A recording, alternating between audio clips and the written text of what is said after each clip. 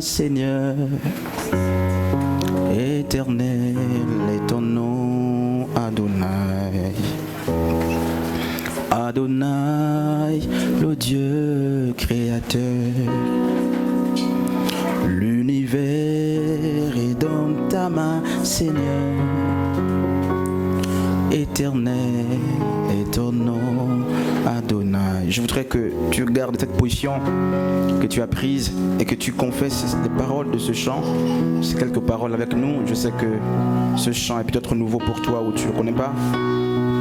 Mais nous allons confesser les paroles de ce chant ensemble. Je te prie, n'essaie pas de te forcer à les prononcer avec nous dans cette attitude de prière. Adonai, le Dieu créateur. L'univers est dans ta main, Seigneur. Éternel est ton nom, Adonai. Adonai, le Dieu créateur. L'univers est dans ta main, Seigneur. Éternel est ton nom, Adonai. Adonai, le Dieu créateur. L'univers est dans ta main, Seigneur. Éternel est ton nom, Adonai. Nos mains sont levées, nous voulons célébrer, t'adorer et te célébrer, Adonai. Tu es le Père de tous ceux qui ont le Fils en eux, tu es Dieu. Tu remplis les cieux, Adonai.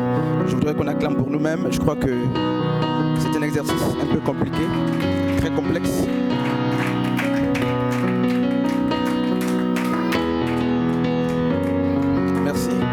Merci aux musiciens. Alors, nous sommes dans Apocalypse chapitre 2, Apocalypse 3, 1 Samuel chapitre 2, depuis le verset 1er jusqu'au verset 8. Alors, on va éteindre là-bas. Apocalypse 2 et Apocalypse 3. 1 Samuel chapitre 2, depuis le verset 1er jusqu'au verset 8. Je vais rester calme, n'est-ce pas? Alors, je voudrais que quelqu'un dans la salle nous aide à faire la lecture. Et si possible, qu'on se mette debout.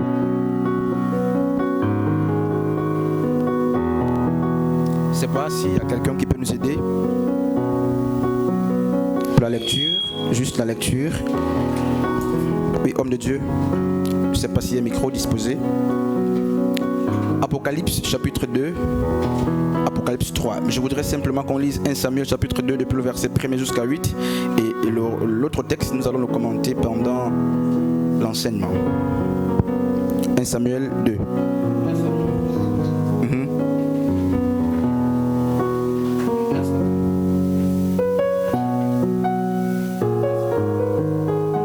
C'est allumé? Ok, on peut lire comme ça. Verset 8. Anne cria et dit. Mon cœur se réjouit en l'Éternel. Mon cœur se réjouit en l'Éternel. Ma force a été révélée par l'Éternel. Ma force a été révélée par l'Éternel. Ma bouche s'est ouverte contre mes ennemis. Car je me réjouis de ton secours. Je me réjouis de ton secours. Nul n'est saint comme l'Éternel. Nul n'est saint comme l'Éternel. Il n'y a point d'autre Dieu que toi. Il n'y a point d'autre rocher que Dieu. Il n'y a point de rocher comme notre Dieu. Ne parlez plus avec tant de hauteur. Je crois que c'est le dernier verset qu'on va lire, le troisième. Ne parlez plus avec tant de hauteur Que l'arrogance ne sorte plus de votre bouche. Que l'arrogance ne sorte plus de votre bouche. Car l'Éternel est un Dieu qui sait. Alors, je voudrais que cette partie nous intéresse, car l'Éternel est le Dieu fort qui sait toutes choses. Et par lui sont pesées toutes les actions. Et par lui sont pesées toutes les actions. Merci beaucoup. On peut s'asseoir. Que Dieu nous bénisse. Un jour, permettez que je commence par là. C'est une histoire qui a été contée. On peut aider les gens à mettre ça à 1. C'était une cérémonie. Et naturellement, lorsqu'il y a des cérémonies comme le mariage, les gens apportent des présents. Et parmi les présents qu'on apporte, n'est-ce pas, il y a l'argent qu'on peut donner, ça dépend justement de ce qui traverse le cœur de celui qui apporte. Alors, le jeune couple était content de recevoir des présents. Beaucoup d'enveloppes passées, de toutes couleurs possibles. Et un monsieur est arrivé, un chef d'entreprise, d'autant plus que celui qui s'est marié était aussi, n'est-ce pas, son ami. Donc, qu'est-ce qui se passe? Il va apporter une enveloppe qui n'était pas ordinaire, une enveloppe un peu particulière. Et c'était une grosse enveloppe, kaki.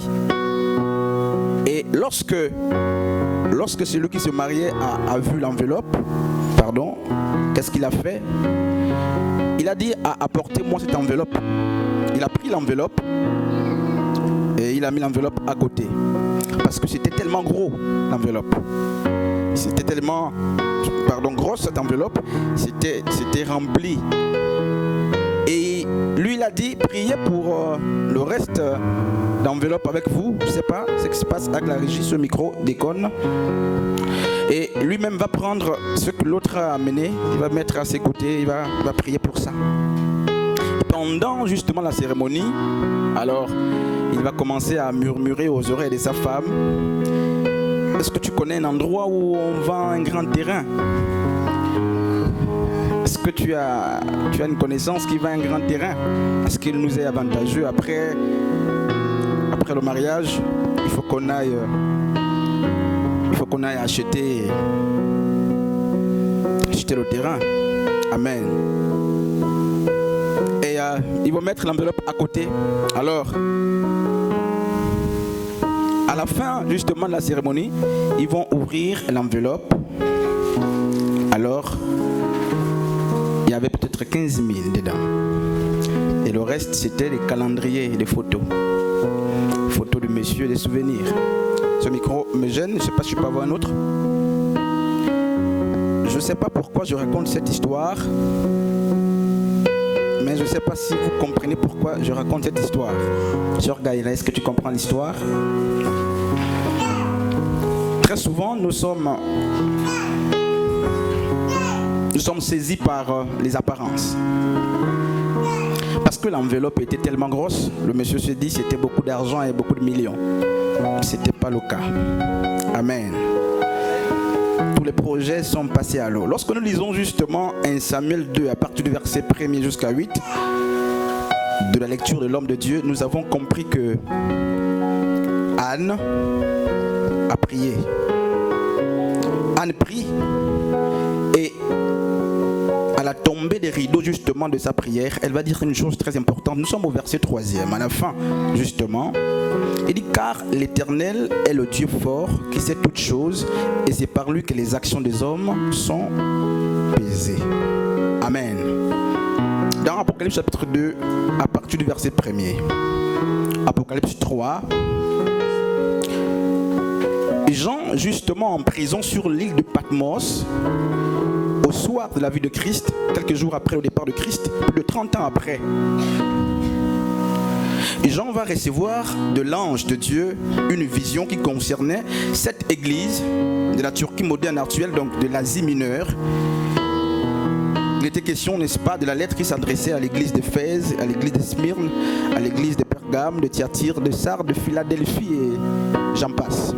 Et la Bible nous fait comprendre que... Je préfère enlever ce micro, sinon ça va passer.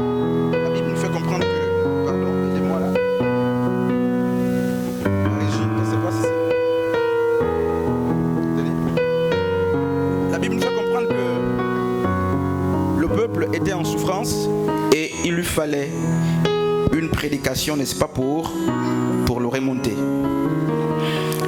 Alors, lorsqu'on fait la lecture, malheureusement on n'a pas fait la lecture, lorsqu'on fait la lecture, on nous fait comprendre que pour chaque église, l'ange avait, n'est-ce pas, un message bien spécifique.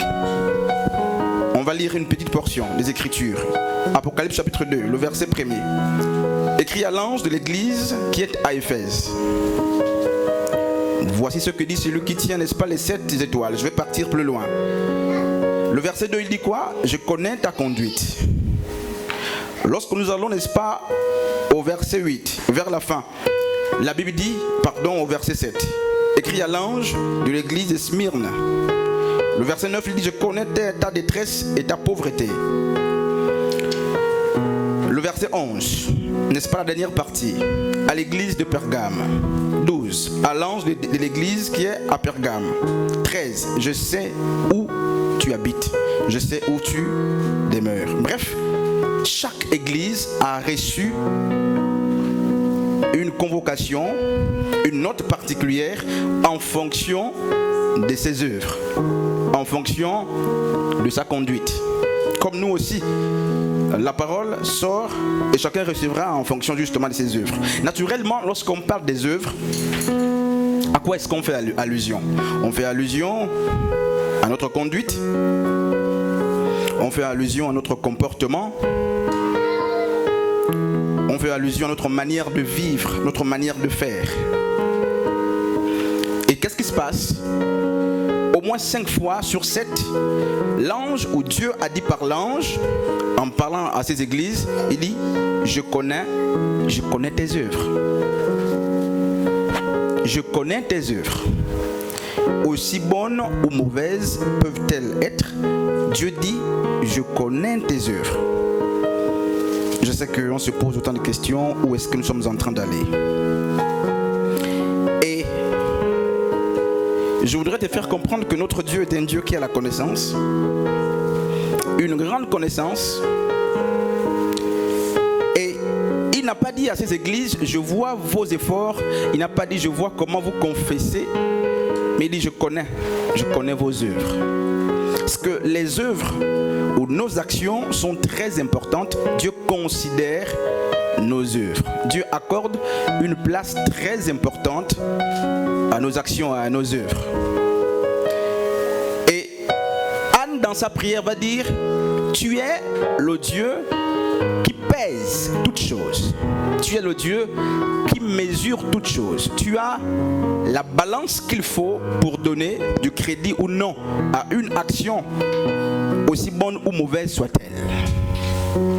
Et beaucoup d'autres, justement, dans les Écritures, ont parlé le même langage. Je sais que jusque-là, on ne sait pas où on va. Machley, qu'est-ce que nous sommes en train de dire? C'est très bon quand les choses sont comme ça. Je vais parler en moins de 45 minutes. Et je promets devant le peuple, devant le Seigneur, que je resterai fidèle, n'est-ce pas, à cette parole. Tite chapitre 15. Pardon, Tite 1, verset 15. Tout est pur pour ceux qui sont purs, mais rien n'est pur pour ceux qui sont souillés et incrédules. Leur intelligence et leur conscience sont souillées. 16. Ils font profession de connaître Dieu, mais ils le renient par leurs œuvres, étant abominables, rebelles et incapables d'aucune bonne action.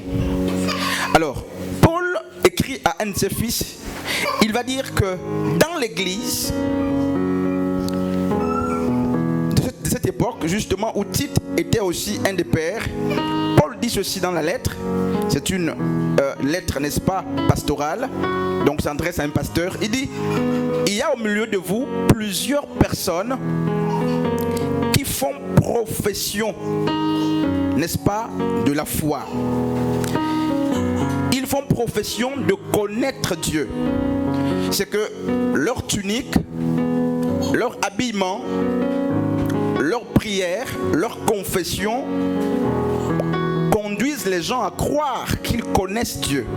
leur prédication, leur manière justement de vivre, semble-t-il, ce qu'ils disent, donne à croire qu'ils connaissent Dieu. Alors, il va mettre une virgule et ensuite il va apporter une nuance entre la profession qu'ils font et la réalité des choses. La deuxième partie de Tite 1,15 dit ceci: mais ils le renient par leurs œuvres, étant abominables, rebelles et incapables d'aucune bonne action. Ce sont des hommes et des femmes comme nous, qui prient, qui jeûnent, qui méditent et qui, semble-t-il, ont une certaine piété. Et au regard des uns des autres comme nous nous arrêtons, nous disons oui, ces hommes ce sont des hommes de Dieu, ce sont des hommes d'église, ces femmes sont des femmes d'église. Mais l'apôtre Paul dit, mais en fait, ce n'est pas le cas. Il y a de l'ambivalence, si vous voulez, il y a une dichotomie, une séparation entre justement la profession qu'ils font et les œuvres ou leur manière de vivre. Donc Dieu ne cherche pas la profession, Dieu ne cherche pas des professions, Dieu cherche des œuvres. Amen. Dieu cherche des œuvres. Entre ce que tu dis et ce que tu fais, ce qui intéresse Dieu, ce n'est pas ce que tu dis, mais c'est ce que tu fais à la suite de ce que tu as dit. Pour que ce que tu as dit devienne crédible pour Dieu, il faut qu'il y ait adéquation entre les mouvements, n'est-ce pas, de tes œuvres et ce que tu as professé toi-même. Proverbe 5, le verset 20 jusqu'au verset 21. Et pourquoi, mon fils, serais-tu, n'est-ce pas, épris d'une étrangère? Et embrasserais-tu, n'est-ce pas, le sein d'une inconnue? 21. Car les voies de l'homme sont devant l'Éternel, qui observe tous ses sentiers. 22. Le méchant est pris dans ses propres iniquités. Il est saisi par les liens, n'est-ce pas, de son péché. Proverbe 15, le verset 3. Les yeux de l'Éternel sont en tout lieu. Ça, c'est très important.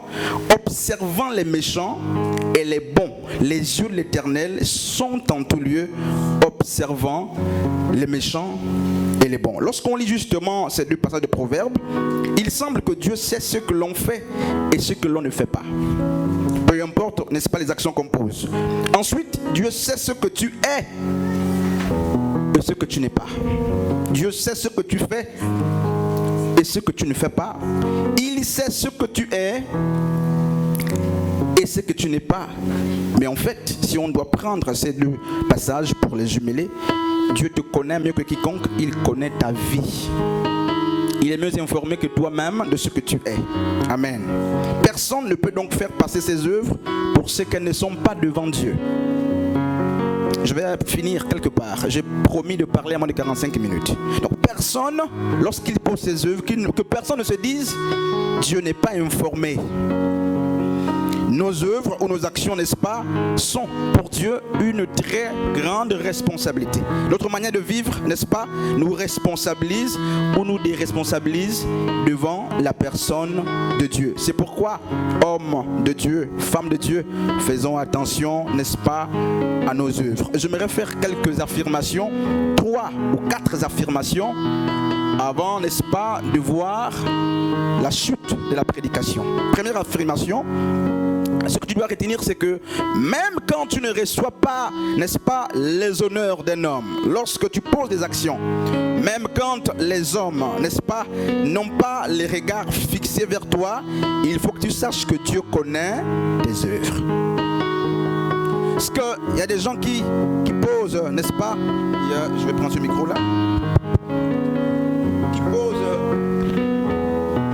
des actions et parce que c'est pas suivi, c'est pas vu par des hommes autour d'eux, alors ils se disent il est temps, il faut que j'arrête de poser les actions parce que je suis pas vu. Et on nous apprend justement que même lorsque les hommes ne voient pas, Dieu voit, parce que c'est lui, n'est-ce pas, qui a la bonne balance. Deuxième affirmation, quand les hommes voient,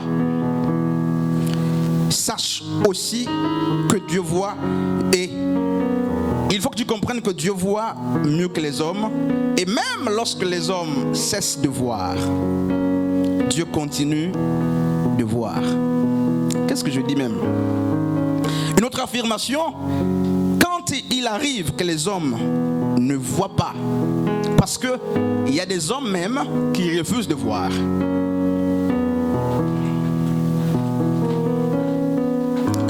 Pourquoi les hommes ne voient pas? Ce n'est pas qu'ils ne sont pas capables de voir. Certains ne sont pas justement inscrits pour voir, mais d'autres refusent de voir. Quand bien même ils voient, et même quand ils refusent de voir les œuvres bonnes que vous posez, je viens t'apprendre que Dieu voit même quand les hommes ne voient pas. Et si pour un temps les hommes voient et qu'en chemin ils arrêtent de voir à cause de certaines circonstances, sache que lorsqu'ils cessent de voir, Dieu continue, n'est-ce pas, de voir. Amen. Dieu continue de voir. Et il a dit en Apocalypse, je connais tes œuvres. Ça peut être dans le bon sens, comme dans le mauvais sens. Un jour, un monsieur de la place a épousé une femme de la place qui n'était rien. Et j'en parlais avec les enfants de la maison. Il va tout faire. Cette femme va voyager à travers le monde. Elle va faire tous les continents, presque tous les pays. Et au soir de la vie de ce monsieur, le voici alité sur un lit d'hôpital. Et il fait tout sur place. Et la femme va devoir prendre soin de lui, d'autant plus que c'est lui qui a fait de la femme ce qu'elle était. Lassée, la femme va dire, qu'est-ce que tu as fait pour moi?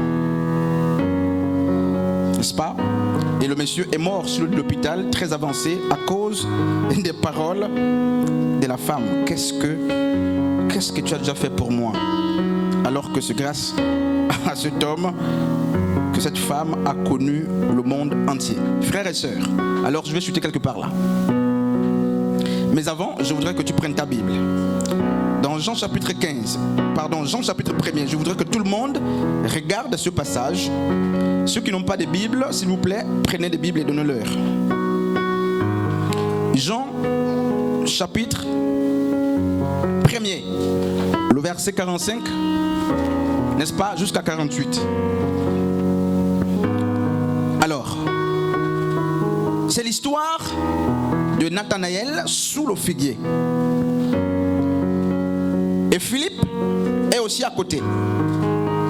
Philippe rencontrant Nathanaël et lui dit, nous avons trouvé celui de qui Moïse a écrit dans la loi et dont les prophètes ont parlé, Jésus de Nazareth, fils de Joseph. Et qu'est-ce qui se passe? Lorsque Jésus va s'approcher et va s'introduire dans leur conversation, au verset 48, il va parler à Nathanaël et Nathanaël va lui poser une question justement au verset 48. D'où me connais-tu? Lui dit Nathanaël, Jésus lui répondit, avant que Philippe t'appelât, quand tu étais sous le figuier, je t'avais déjà vu. Alors le figuier, je ne vais pas revenir sur ça.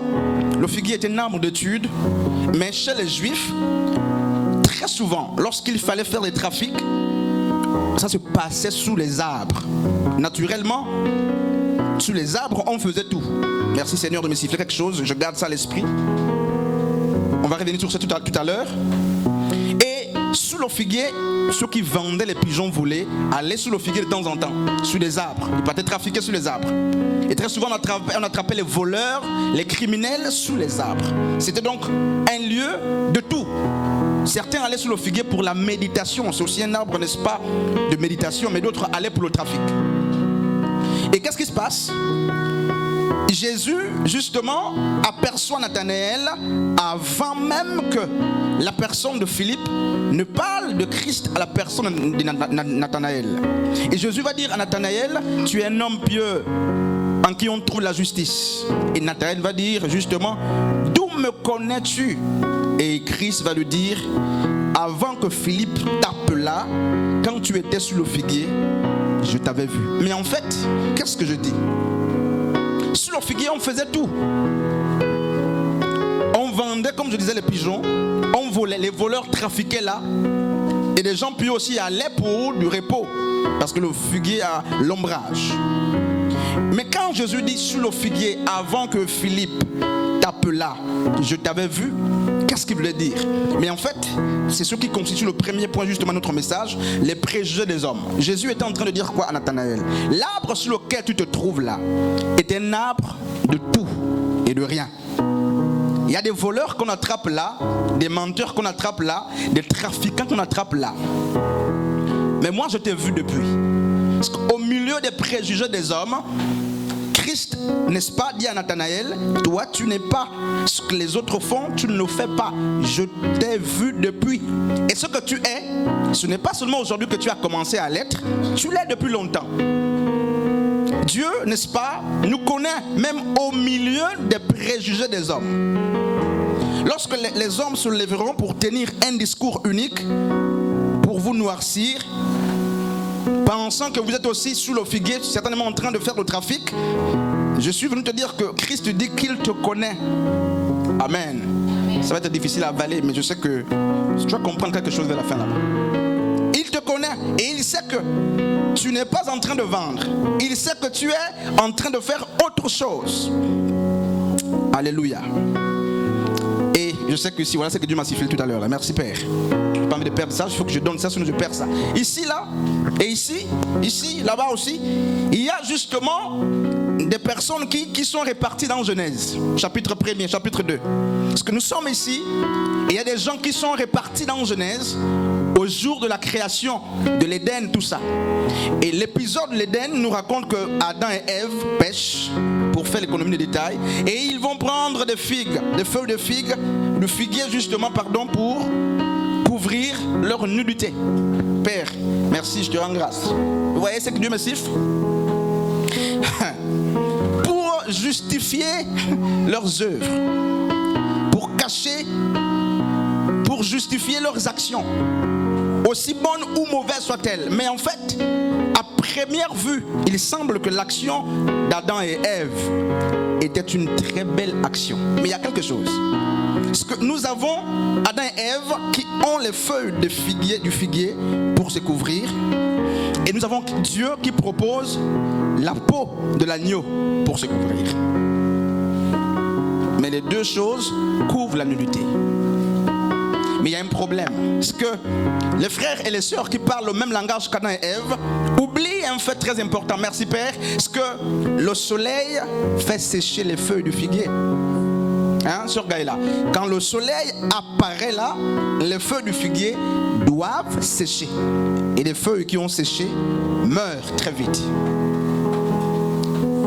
Alors que Dieu a proposé, Seigneur merci, n'est-ce pas, la peau de l'agneau qui fera aussi face au soleil. Mais si les feuilles du figuier sèchent à l'apparition du soleil, la peau de l'agneau durcit quand le soleil apparaît. Frères et sœurs, avec quoi est-ce que tu te couvres là? Avec les feuilles du figuier, des choses temporaires, n'est-ce pas, qui vont sécher lorsque le soleil va frapper et qui vont se déchirer là, ou avec la peau de l'agneau qui fera en sorte que, n'est-ce pas, quand le soleil sort, le soleil frappera, n'est-ce pas, sur la peau de l'agneau. Et là, n'est-ce pas, la peau va durcir de sorte que ta nudité soit davantage cachée. Vous qui vous cachez derrière les feuilles de figuier, le soleil apparaît. Le soleil apparaît. Vous qui critiquez et qui pensez qu'on ne vous voit pas, les feuilles, le masque là, quand le soleil apparaît, les feuilles sèchent, la nudité. C'est pourquoi quand Dieu vient, et là c'est encore bien, merci Père, quand Dieu vient, Dieu appelle Adam. Mais où es-tu Adam? Je suis nu. Nu, mais il est habillé. Nu, comment tu peux être nu alors que tu es couvert de feuilles de figuier? Parce que les feuilles de figuier éclatent quand le soleil brillant apparaît. Ça c'est autre chose, frères et sœurs. J'ai pas envie de rester sur ça. Ceux qui veulent s'auto-justifier, n'est-ce pas? Et je voudrais qu'on prenne un autre texte, n'est-ce pas? Nous sommes dans Marc chapitre 12 à partir du verset 40, 41 jusqu'à 44. Alors, je vais faire l'économie des détails, je vais vite passer à autre chose. Jésus observe comment les gens sont en train de mettre les offrandes dans une corbeille, certainement. Et il y avait des hommes qui observaient. Et Jésus était sur le trône.